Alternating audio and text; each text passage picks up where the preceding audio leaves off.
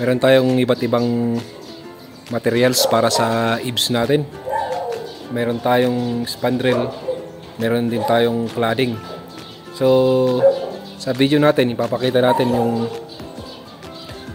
difference ng cladding material saka yung spandrel. So itong nakikita natin ngayon, cladding ito, cladding materials.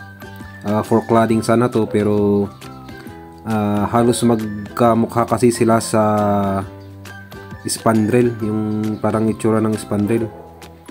Kaya nilagay na nila dito sa eaves nila at saka sa sa building edifice nila. So ito guys, uso to ngayon yung ginagawang spandrel na yung cladding, kasi ang advantage kasi nito, mas madali na siyang ikabit, makaka-minimize ka ng time na gugugulin mo compared sa spandrel. Saka ang isang kagandahan nitong cladding na to, mas mura siya kaysa sa spandrel. Ito kasi per length ito, yung sa spandrel per piece, kaya may kamahalan din ang spandrel. So ito guys yung spandrel natin. Yan, kung makikita nyo, malalaki yung gap niya. Saka halos similar sila sa cladding, sa wall cladding na materials natin, wall cladding sheet natin. Ang isang advantage kasi nitong spandrel natin, meron tayong mabibili na iba't ibang textures.